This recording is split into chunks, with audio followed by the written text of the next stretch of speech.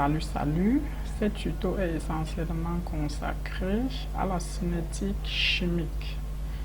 Je vais en réalité vous montrer comment obtenir le tracé de l'évolution des réactifs et des produits en fonction du temps, et ceci en utilisant le logiciel Excel. Très bien.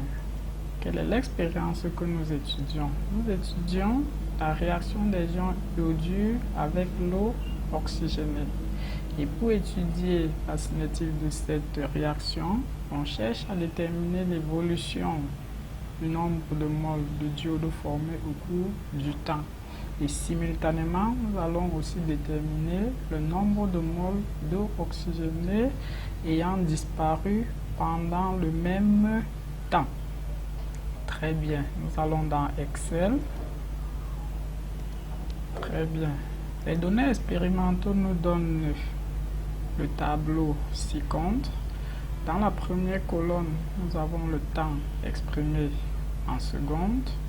Dans la deuxième colonne, nous avons le nombre de moles de diode en fonction du temps exprimé en millimoles. Et dans la troisième colonne, nous avons le nombre de moles d'eau oxygénée en fonction du temps exprimé également en millimoles.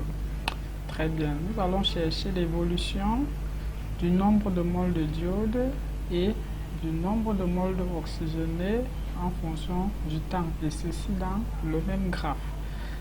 Nous sélectionnons le graphe. Très bien, on va à l'onglet Insertion, graphique. Très bien, et on nous présente plusieurs courbes. Ici, nous avons le nuage de points. Ici, nous avons le nuage de points avec une courbe lisse. Et c'est celle-ci que nous allons choisir. Très bien, on l'a choisie et on déplace dans une nouvelle feuille pour mieux observer notre chemin. Très bien. Voilà le graphe obtenu. Nous allons procéder à certaines modifications dans ce graphe. Commençons déjà par les axes.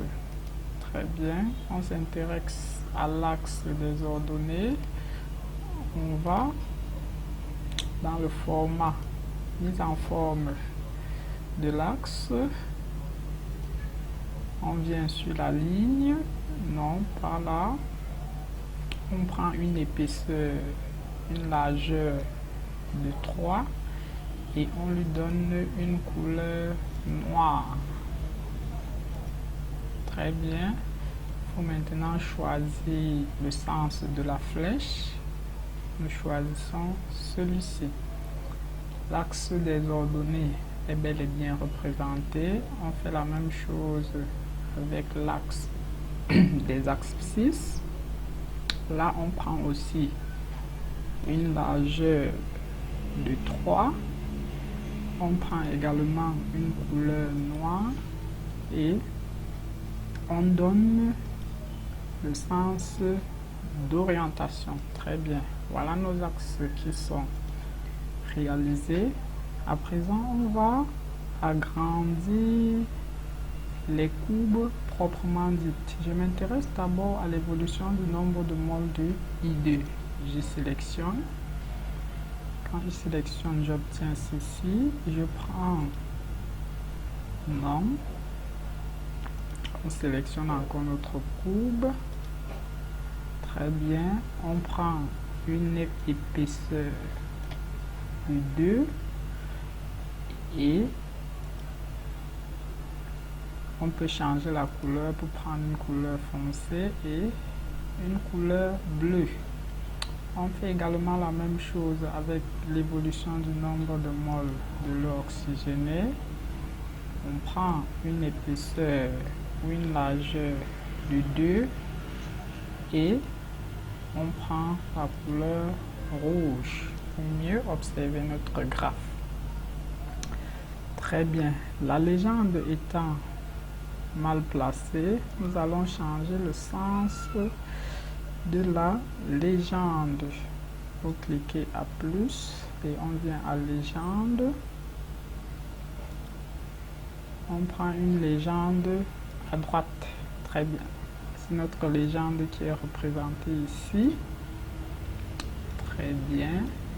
Elle n'est pas bien visible. Nous pouvons augmenter sa police. Par exemple, on peut prendre... Non, 14 c'est pas bon. On peut prendre par exemple 12. Ok, 12 c'est bon. On la prend en noir. Très bien. On fait la même chose ici. On prend une police.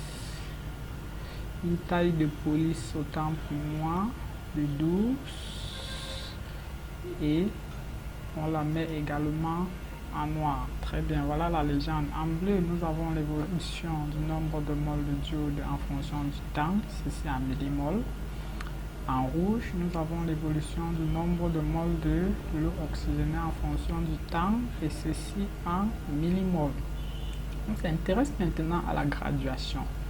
Nous pouvons sélectionner entièrement le format de la zone de traçage et nous allons à l'outil quadrillage. Très bien, nous allons quadriller l'axe horizontal mineur en gauche et nous allons également quadriller l'axe vertical mineur principal. Très bien. Nous pouvons à présent donner un titre à ce graphe.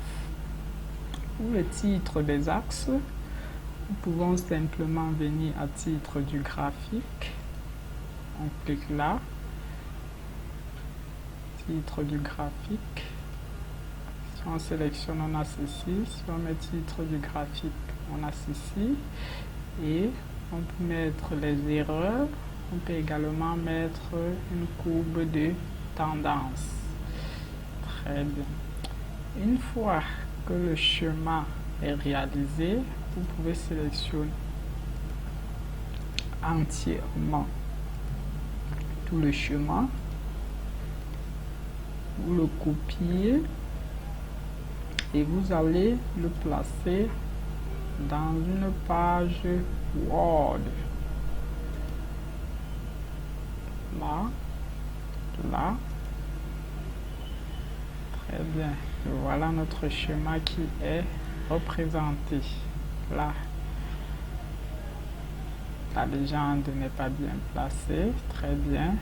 La légende qui apparaît. Et je rappelle également que dans Word, les mêmes modifications qui ont été faites dans Excel peuvent également être faites dans Word.